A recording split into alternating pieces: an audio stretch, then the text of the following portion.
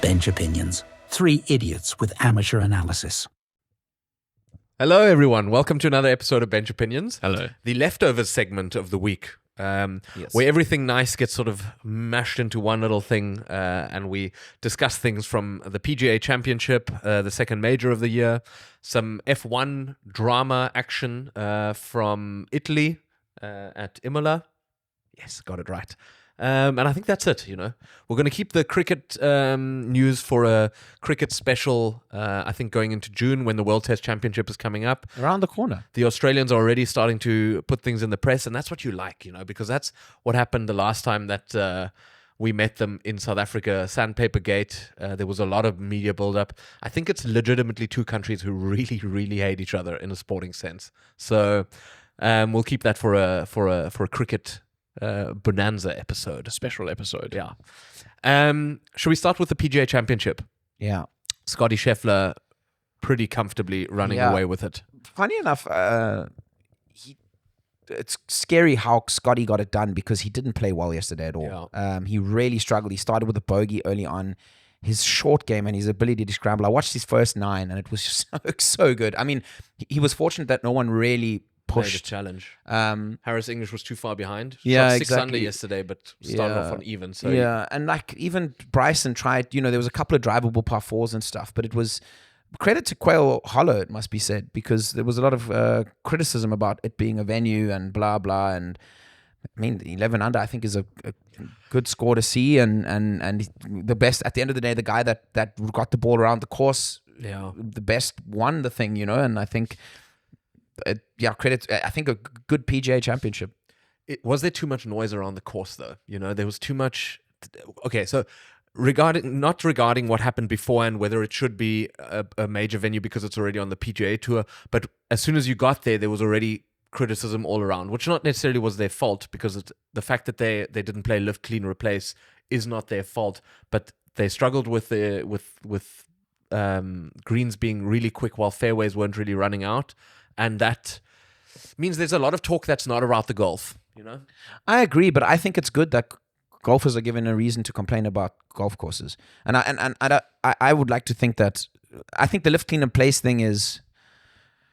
Like, I think you have so many guys on the course, so many referees, match referees, or whatever they call them, rules officials, that you should be able to make a call that if there's clear mud on a ball... Often you don't see the mud, though. I suppose so, but then... It's often on the bottom of the ball, and that's why when they strike it, they're like, ooh. Yeah. Look, that's why when I always duck hook mine left, I go, oh, mud ball from the tee. Of course. In a world where we... It's bone dry. It hasn't rained in weeks. in a world where players, I think, are often given just the perfect conditions and everything, I think I like the fact that they have to slug it out a bit. Yeah. Doesn't it bring too much luck into the game? Whereas, like, you know, that's not really what it's supposed to be about. Because Scottie was saying this, he was like, you don't understand what it's like learning your entire life how to perfect something, and for that to just be completely taken out by the element of luck, by someone's ball will pitch and have mud on it, and the other person's ball will pitch 30 centimeters right of that and won't have mud on it. And to that extent, that's not what I want to watch. I don't want to watch a sort of gamble on who's got mud on their ball and who doesn't. I want to see... The question is over 4 days. I mean, I guess, look, in some of the cases, someone like Shane Lowry probably missed the cut because he got a really bad break with a rules official judging his ball not to be plugged or not to be in its own pitch mark. So there he misses the cut. I just ask myself if over the 4-day period, if it really is... title, you know, if luck doesn't balance itself out, if it really is title deciding. I think it's probably a two-shot penalty thing, or 2 shots that you drop with something like a mud ball. I know that that 3-ball of Xander, McIlroy, and Scheffler, they all made double bogey on that hole for different reasons. But so let's say it's 2 shots that you cost, and probably only 2 shots over the 4 days. So had it been tighter, and had there been a 1-shot lead somewhere, then you could have probably spoken about this the mud balls having impacted this game, but the winner wasn't impacted by it, so I think can leave it behind. What was the difference between Scheffler and runner-up? 5 shots. 5 shots. Yeah. Harris English shot 6 under to finish second, tied second, I think. John Rahm not having a great final day. They say that he could have maybe mounted a challenge. Bryson DeChambeau apparently struggling with his irons quite a lot. There's talk that he needs to think more about what he's doing in that sense. He's come out and said he wants a golf ball that's straighter. He said that his problem is the ball. When you're hitting it at the speed that him and Rory hit it at, he says it's actually really difficult to control. So he's challenged manufacturers to make a straighter golf ball for him, which is a very Bryson thing to say after a major. What does that mean? Less spin? I don't actually know what it means. He says it's just at that speed, it's not as easy to control. Got to do with compression ratings as well. If you're hitting it so, I'm not sure what he means. And my assumption is it's got to do with the level of compression and decompression and how that affects the flight of the golf ball. And if you're able to keep the rate of compression and then obviously it expanding again to a minimum. But the problem is a lot of these guys use compression to get the ball to go further. So it's all sort of intertwined. So I think he's just gone out and said, like, have a look at this. Would be intriguing to know. Sounds like we need to talk to an engineer here. We're just spitballing ideas. No, but you're a mechanical engineer, bro. Bro, I never got to anything. So I can build a table for it's you. It's like a gearbox, bro. Talking about compression, we had our own golf experiences yesterday. Yeah, tell me about it. I want to hear a bit more of the details. Klaus and I played a Stableford competition at our club, and I think I shot 95 and he shot 101. So it was not a great showing. Lots of excuses that can be made. A lot of excuses. We only had like 3-4 hours of sleep. It wasn't good sleep. I'm still sore for High Rocks on Friday. Okay, so there was a lot of excuses. Klaus also teed off, I think, 2 hours ahead of me. Yeah. So by the time he was turning after 9 holes, I was watching him turn before I teed off. And he waited after the round for obviously more because I was now in the middle of a very slow field. You must have waited for at least 2.5, maybe 3 hours for me to finish. 3 hours. And then he was nice enough to wait at prize giving because I was pretty sure I was winning the longest drive competition. And we waited around for what seemed for forever. So the owner of the club, right, Fleming, as you know. Good Lord. What a guy. He's now presenting this thing and it's typical fucking German. Even though he's Danish, long-winded. My God! And he just waffles. Did he tell everyone how good the golf course is looking? Someone mentioned it. Somebody mentioned it. So the problem was that, not the problem. I mean, it was a charity cup. The problem was the charity.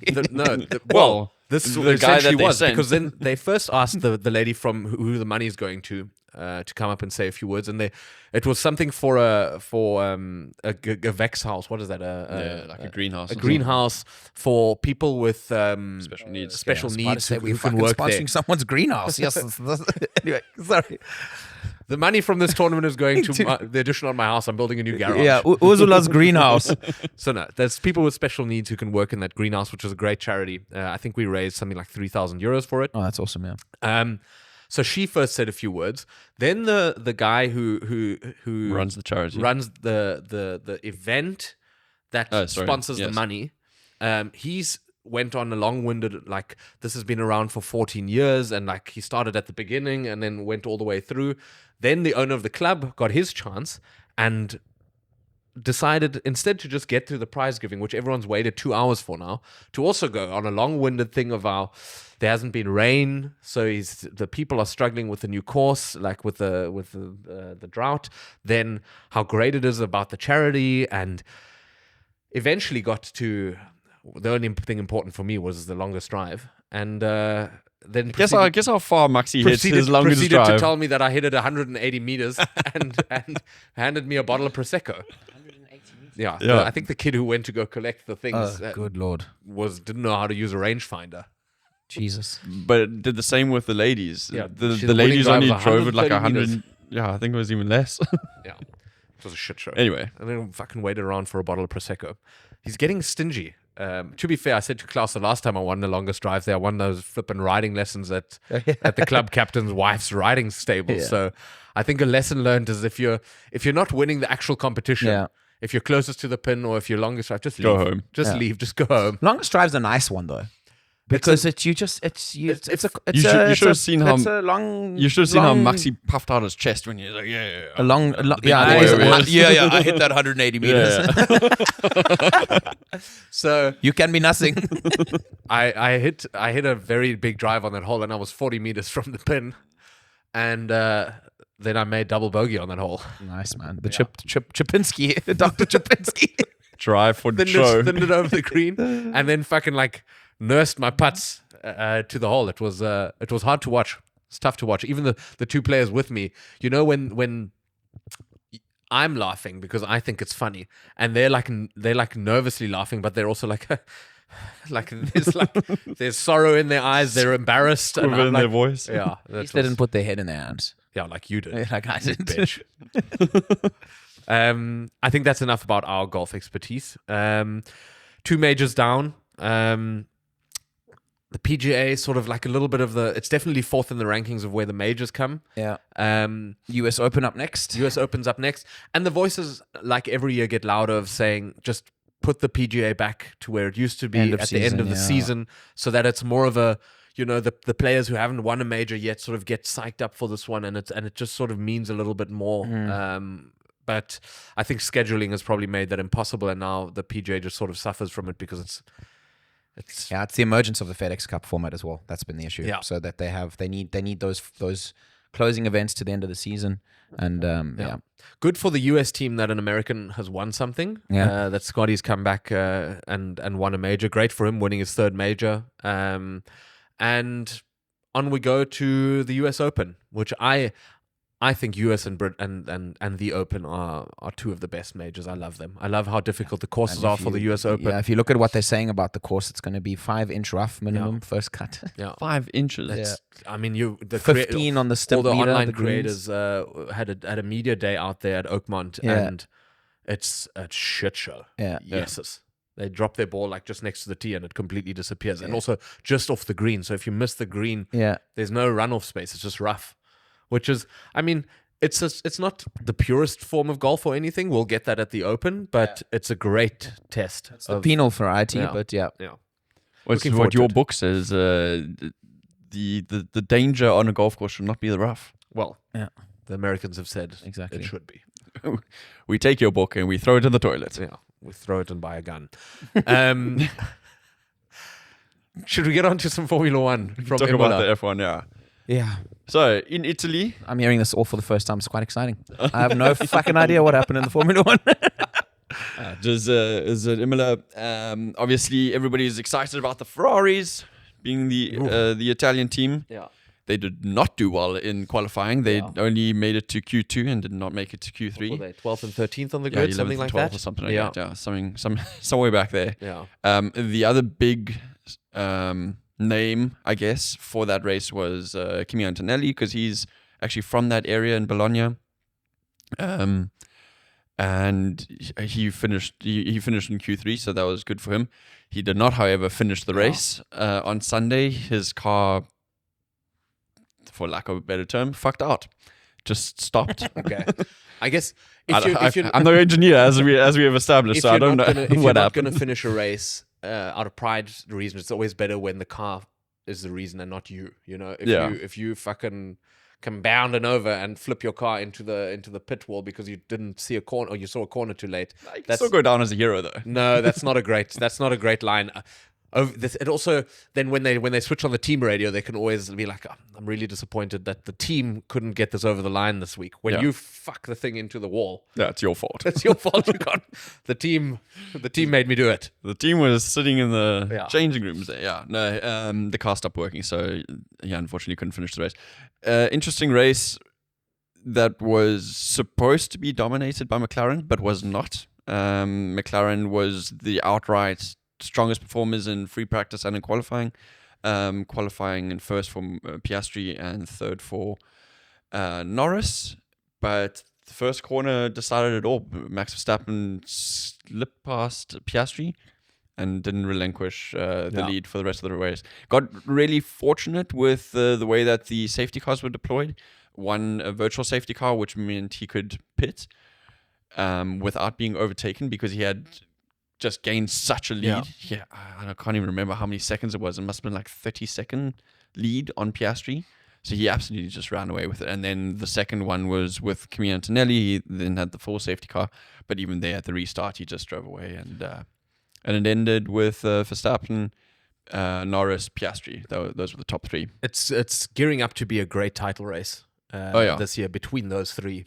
They all are within Yeah. a couple points of one another, yeah. Which I think you haven't seen in Formula One in quite a long time, especially with three people involved. Let's see how long it goes on. But Because it's usually a two-horse it's race. usually a two-horse race. But if anything, yeah. it would be great if it got to the latter part of the season and all three were still in it, because that is what I think Formula One misses the most, is just tighter races between leaders. There's always, the midfield battles it out. The last guys will fight it out. But it's sad if one person has run away with the title by halfway through the season, because the product loses so much. Yeah, well, interesting to also see. It looks like Tsunoda's finally, he's starting to slowly find his feet. He didn't qualify well at all. He was terrible. I think he was qualified last. Yeah. And he ended up getting into the points, which is a great race for him. Particularly given the fact that everyone talks about how difficult the car is to drive. It could be interesting to see how he progresses within the Red Bull context, because it would be awesome to also see a closer constructors title race as well, if he can start getting into the points. They have a lot of catching up to do. I think it's almost impossible probably for them to catch the McLarens, but it would be cool to see if that also kind of starts to take form.